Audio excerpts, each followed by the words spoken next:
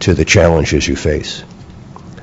But it is terribly fitting and totally unplanned that we're meeting today. Because today is the first day that the Open Internet rules are in effect. There have never been rules this extensive and this flexible going forward in existence. And so it's a red letter day for consumers, for innovators, and for those that build and operate networks. And I'll talk about that in a second. When the court yesterday turned down the request of a handful of ISPs to stay the order, it was an historic moment for consumers and for innovators, because now there is a referee on the field. And we need your help in how that process will end up working. But let me share some thoughts from this side of the table, at least, on that process.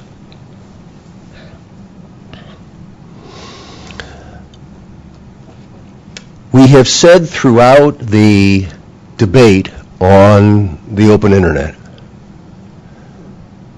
that heavy-handed monopoly-era rules belong in the Smithsonian, not at the FCC. And that what is essential is that there be 3 bright line rules: no blocking, no throttling, no paid prioritization. And then, as I referenced, the referee on the field, who can make a call and throw the flag as necessary to address conduct that no one has anticipated, whether it be in this agency or in the ISPs, because things evolve. I've often said that we're not as smart as the Internet. We're definitely not as fast as the Internet, and we don't want to get in the way of the Internet. But the fact that there are things moving at Internet speed does not change the basic responsibility that those who build and construct networks, build and operate networks, have always had to consumers and those who use their networks. Access to the network, interconnection with other networks, consumer protection, public safety, and national security. And just because you move from analog to IP does not mean that those basic relationships, which have for almost 100 years been the bedrock of the relationship between those who build and operate and those who use networks, does not mean that those have changed. What has changed is that the old style, father knows best, top-down micromanagement of networks by this agency cannot continue to exist because of the very nature of this fast-changing technology. And we have written the Open Internet rules in a way that prohibits those bad days, not that they weren't bad days, those old days, from coming back by saying there won't be retail rate regulation. There won't be unbundling. We're not going to require charts of accounts and accounting rules and all the kind of details that used to be associated with Title II service providers. The move to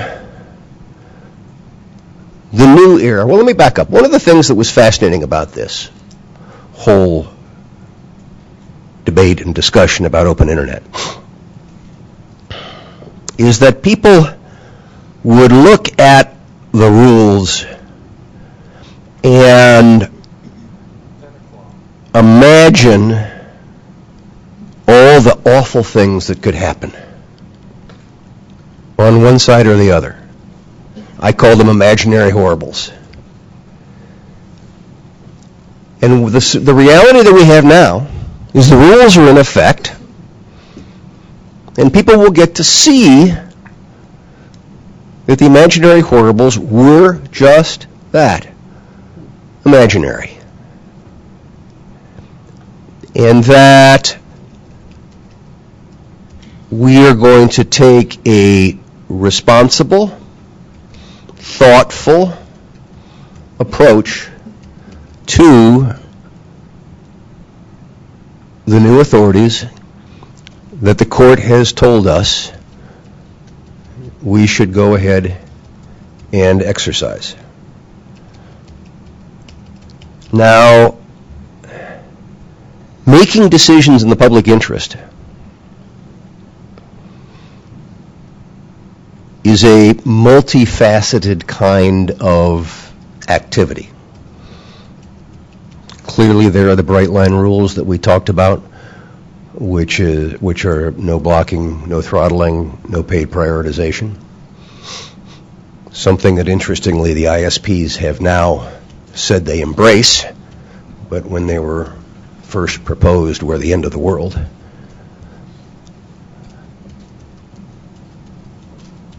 And the other is our responsibility to make sure that broadband expands,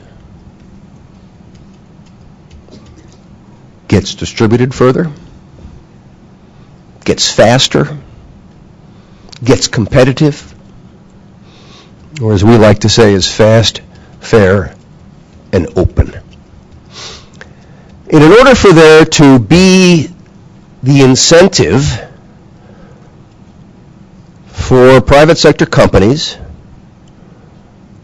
to make the kind of investments necessary for the growth of broadband, there has to be an opportunity for return.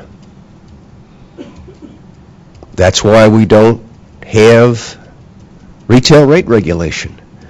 As many of you know, I came out of the wireless industry, and since 1994, the wireless industry has been living under Title II regulation with the forbearance of the old-style monopoly regulation. And it has been massively successful, both for the industry and for consumers. That kind of model is what we need to follow going forward, and we will, because by our actions we will be known. And our actions are not to micromanage, to tell companies how they ought to do business or that we're smarter than technology. But our responsibility is to say, wait a minute, that's a foul, throw the flag. And that those two responsibilities, to encourage investment and to protect consumers and innovation, can coexist and will coexist. We hear a lot by those who don't want any rules,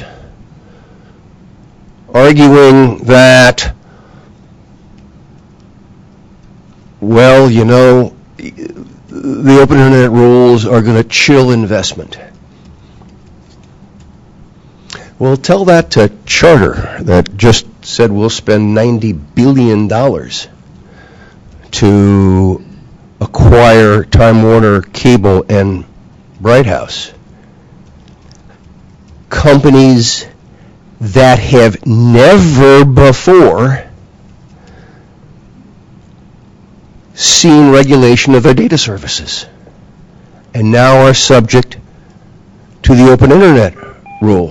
The CEO of Charter, as I'm sure you've all seen in the press, has said that Title II did not discourage the investment, will not discourage further investment.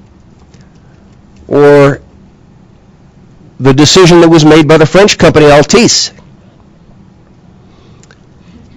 to spend $9 billion to acquire control of the cable company Suddenlink.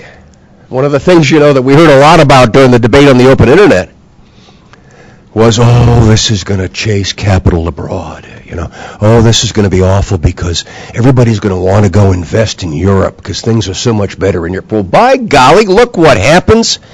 Immediately after the open internet order, a European company decides the pasture looks pretty green in the United States, and they start investing in the United States, despite the fact that this new order is going to be in place, and today is in place.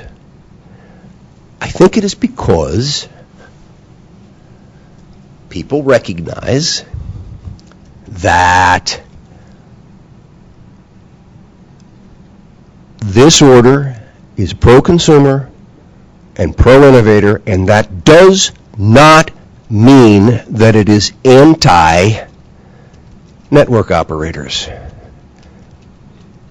And in our implementation of this order, we will be looking to you for guidance, and we will also be saying we understand that broadband, high-speed internet access cannot exist unless it's built out. And it's not going to get built out unless there's a return. And we're not going to be the folks who are discouraging that. So, I've gotten a little wound up on this issue because this is something that we feel strongly about. This is a big day. These rules, which have been long talked about and long debated, are live. It's something we should all celebrate, and it's something that is not an end, but is a beginning. And that is a beginning of a course that will last long beyond your tenure on this committee or any of the commissioners' tenures on this commission. As technology continues to redefine just what the marketplace looks like. But in that process, there will be something that did not exist yesterday. And that is, there will be a referee on the field. So thank you for your work. Thank you for your commitment.